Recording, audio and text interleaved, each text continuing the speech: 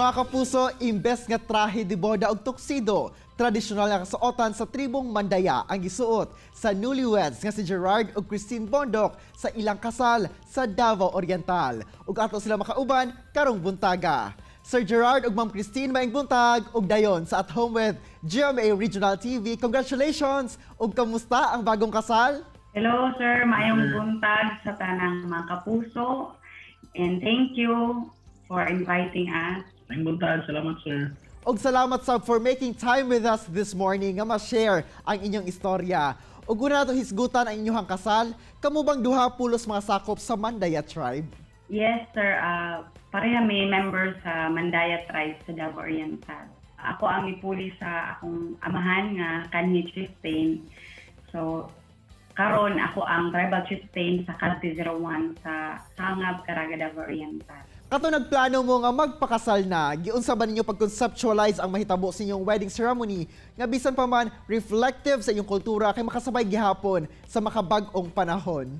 Actually sir, decision sa akong pamilya gawas nga tribal chieftain ko, gusto gid nila dito mi kaslon sa among community sa Sangab and ipasigarbo gid namo ang among pagkamandaya pinaagi sa pagsuot gyud sa tribal attire sa Mandaya ang dagmay dagom gikan sa simbahan hantod sa reception. So ang pamilya gid nako ang desisyon and mahan nga magkaroon og tribal wedding sa among bukid. So bisan wala na siya, gihimo gihapon namo og usapod to sa akong pangandoy nga tribal wedding at the same time elegant siya. So musabay gihapon siya sa kanang wedding vibe sa kanang sa modern karon. Both families ba ang niuyon sa plano sa tema o set up sa kasal? Yes sir. Wala gyud kuan kanang walay problema sa ilaha sir. 100% di support gyud. Imbes nga naandang trahe de boda o tuxedo, napagdesisyonan ninyo nga tribal wear sa Mandaya ang inyong gisuot sa inyong kasal.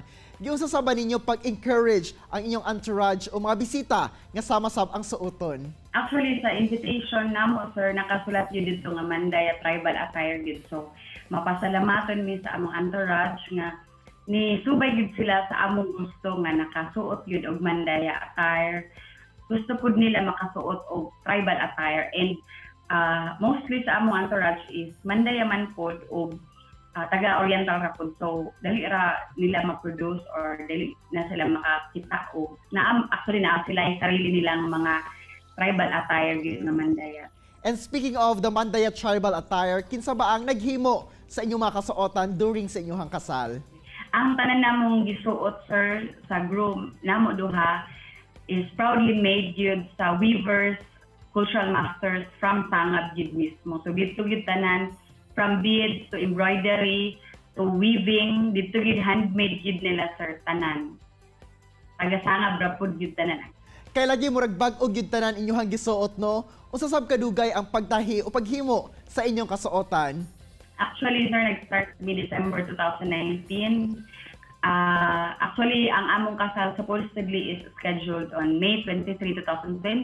Kaso nagka-COVID, di-cancel namo. So, nitaas ang preparation sa tanan namong mga gamit. So, tungod sa namin 1 year to prepare, mga tumurag from sa suot sa groomsmen, sa groom, sa bride, tanan. Dako-dako ang panahon. So, almost mga 1 year gid ang preparation sa mga sanina, sa beads, sa mga unsa pa namo like mga accessories sa bridesmaid.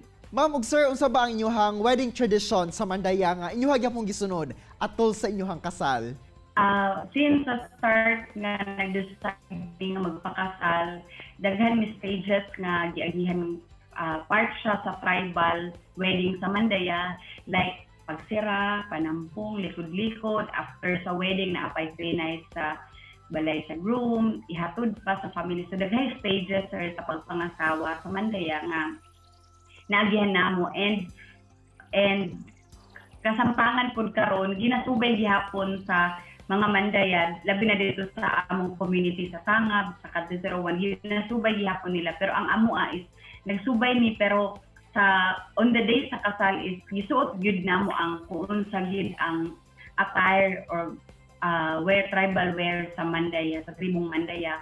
Well, great to know no, nga bisan pa man sa modernong panahon, gipatigbabaw gyud ninyo ang inyong kultura o tradisyon. Og isip usa na ka mag-asawa, labi na kay Sir Gerard, unsa ba sir imuhang gina-look forward? Ang kuan lang nako sir kana maka buo gyud mig malipayong pamilya, maka anak unya pa.